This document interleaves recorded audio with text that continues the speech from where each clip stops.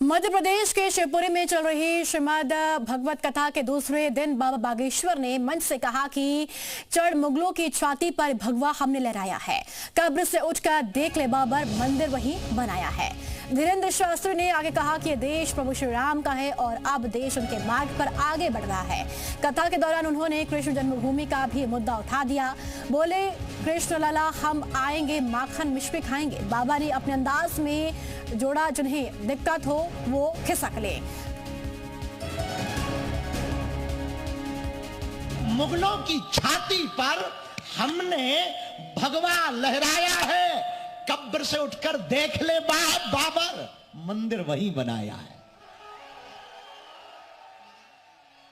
कब्र से उठकर देख ले बाबर, मंदिर वही बनाया है। और बाबर, ये देश रघुवर का है, अभी तो वही बना है। कृष्ण लला हम आएंगे, माखन मिश्री खाएंगे।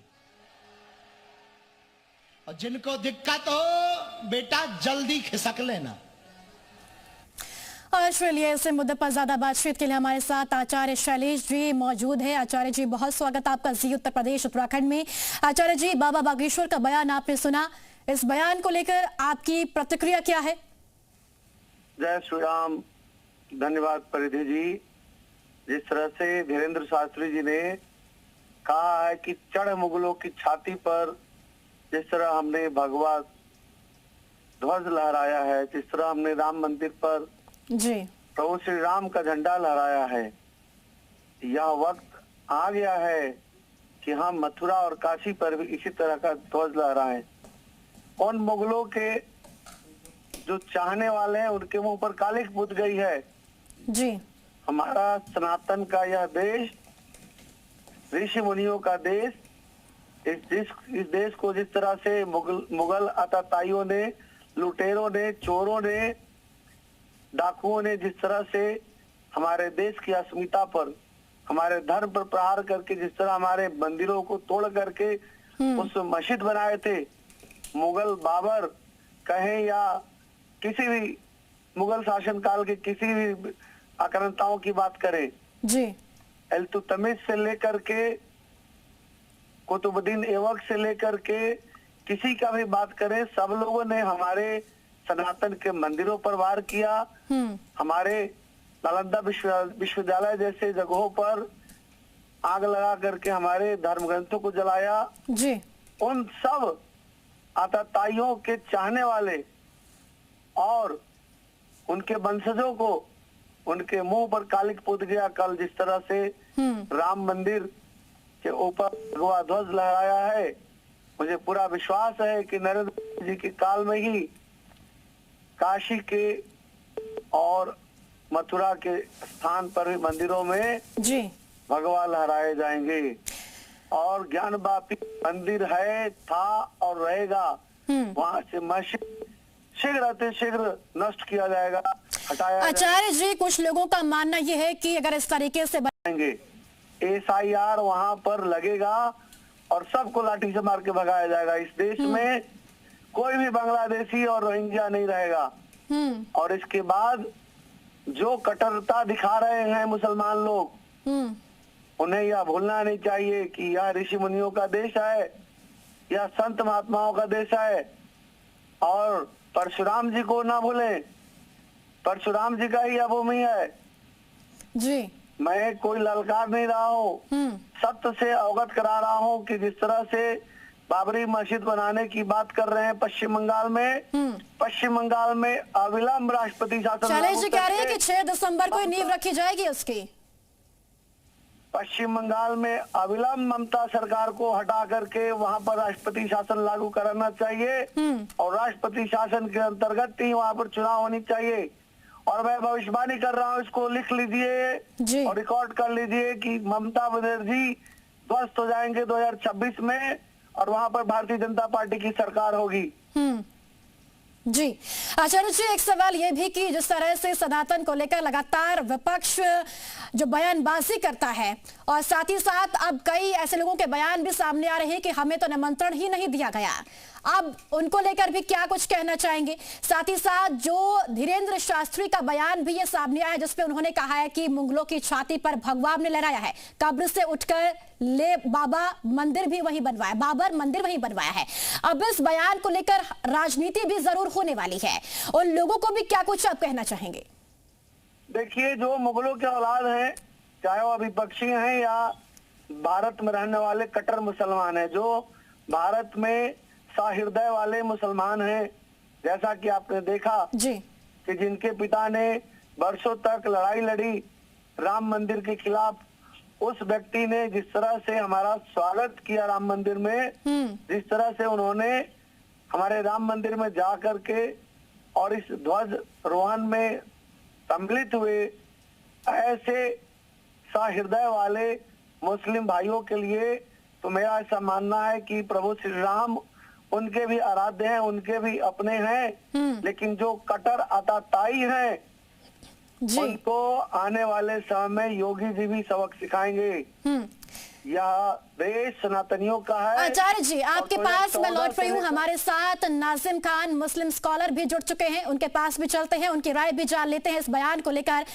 नाजिम साहब, धीरेन्द्र शास्त्री का बयान आपने सुना होगा जिसमें उन्होंने कहा कि मुगलों की छाती पर भगवा ने लहराया, कब्र से उठकर देख ले बाबर मंदिर वही बनवाया है, और ये बयान धीरेन्द्र शास्त्री का आया है सामने। इस बयान को लेकर सबसे पहले आपकी प्रतिक्रिया क्या है?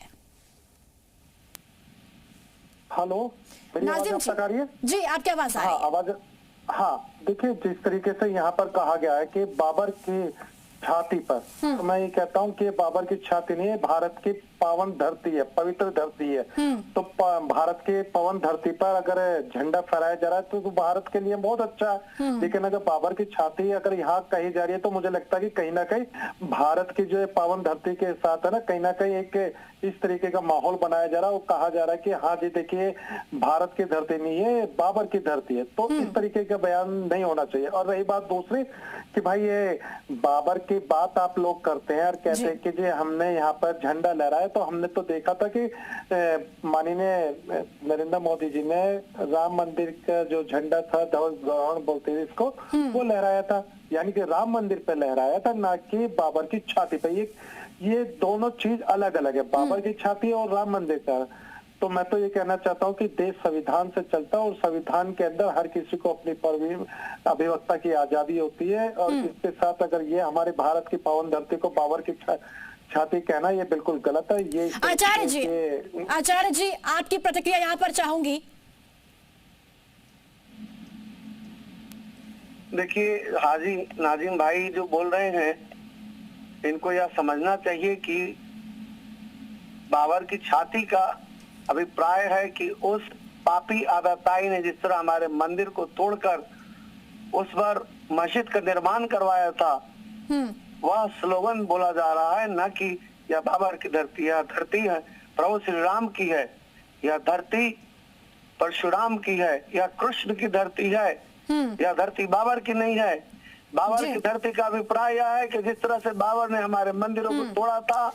ठीक है आचार्य जी, नाजिम जी मैं आपके पास लौट रही हूँ। इसी बीच एक और बड़ी खबर है जो दर्शकों को बता देते हैं। बागपत पहुंची साध्वी प्राची ने मदरसा शिक्षा मौलाना महमूद मदनी आतंकवाद को लेकर बड़ा बयान दिया है। उन्होंने कहा कि हिंदुस्तान में मदरसे बंद होने चाहिए, मदरसे बंद होंगे तभी देश में आतंकवाद खत्म होगा। साथ ही उन्होंने पश्चिम यूपी के शामली, मुजफ्फरनगर, सहारनपुर सहित तमाम मदरसों की प्रदेश और केंद्र सरकार से जांच करने की मांग उठाई है। मौलाना महमूद पर पलटवार करते हुए कहा कि देश में बयानबाजी कर मौलाना महमूद मदनी गृह युद्ध के हालात पैदा करना चाहते हैं। हाँ, जो बम ब्लास्ट हुआ है उसमें जो महिला पकड़ी गई है वो पढ़ी लिखी महिला थी, कोई अनपढ़ महिला नहीं थी।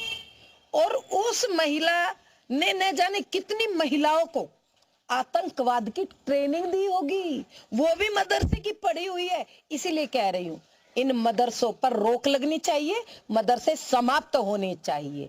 जिस दिन मदरसे समाप्त हो जाएंगे, बंद हो जाएंगे, उस दिन आतंकवाद खत्म हो जाएगा। और चलो एक बार फिर से हम अपने मेहमानों के पास चलेंगे। नाजिम जी हमारे साथ लगातार बने हैं बातचीत के लिए। नाजिम जी, साध्वी प्राची का बयान आपने सुन लिया होगा। वो कह रही है कि सभी जो मदरसे हैं उनकी जांच होनी चाहिए और साथ ही साथ जिस तरह से मदरसों में आतंकवाद को लेकर उन्होंने जिक्र किया है, उन मदरसों पर भी सख्ती से कार्रवाई होनी चाहिए। इस बयान को लेकर आप किस तरह से देखते हैं? साथ ही साथ ये भी मैं जोड़ना चाहूंगी कि फिलहाल जो पहले दिल्ली में ब्लास्ट हुआ है उसमें भी कई लोग ऐसे सामने आए हैं जो पढ़े लिखे हैं, जिसका जिक्र साध्वी प्राची ने भी किया है।